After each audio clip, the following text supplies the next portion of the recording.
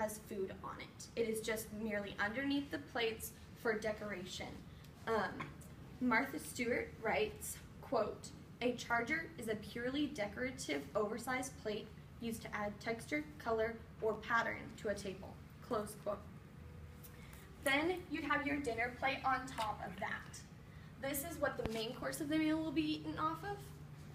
And then on top of your dinner plate, you would have a salad plate or a soup bowl, whichever is being eaten with the meal. In the upper right-hand corner, you have your glasses. There are typically 3, but there can be up to 5. The glasses are a water glass, a red wine glass, a white wine glass, a champagne flute, and an all-purpose glass. How to tell them apart? Well, the water glass is normally the biggest, and it's always the closest to the plate, up here. Next would come a champagne flute, if you have one. Then you would have your red wine glass and your white wine glasses. The red wine glass is going to be closer here, and then your white wine glasses. Sometimes people get white wine glasses and red wine glasses confused.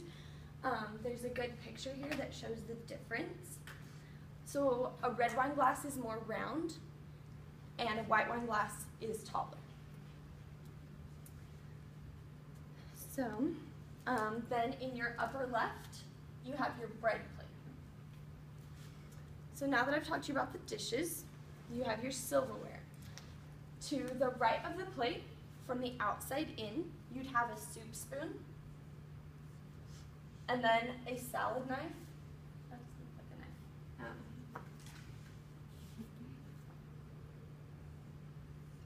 And then a dinner knife.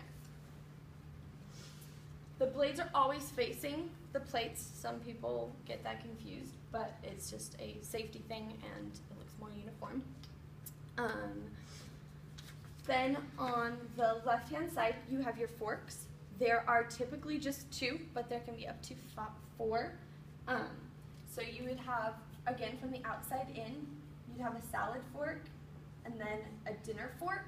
The third and the fourth forks are a fish fork and an oyster fork, and so they would be here. They're a little bit smaller normally. Sometimes the oyster fork is seen over here on the right side.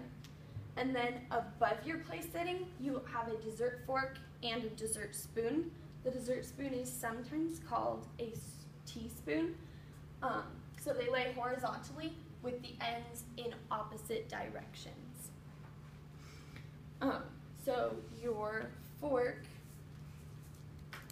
is facing the bread plate and your spoon is facing the glasses. So that's it for the silverware. There's a good picture here showing those together.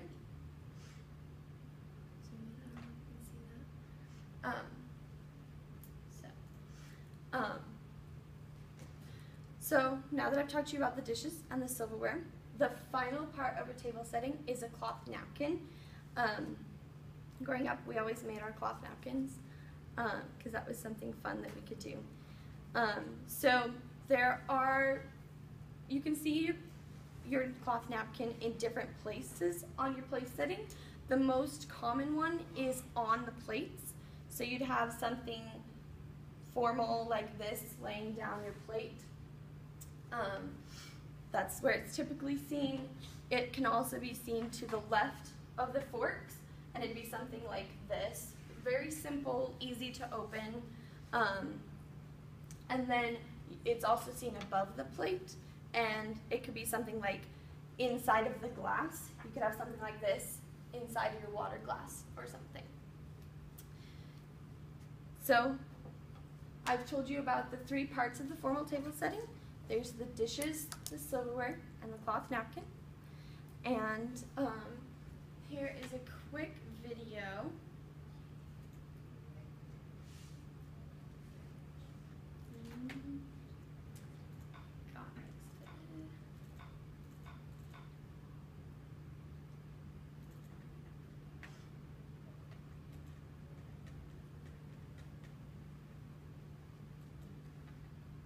Sorry, I thought I had it up, but apparently I didn't.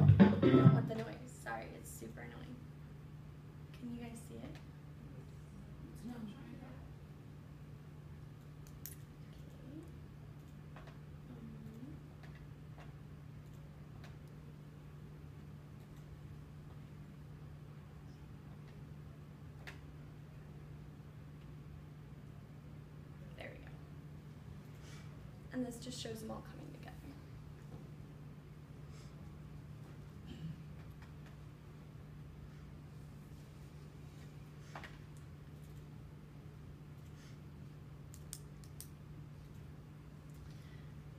So,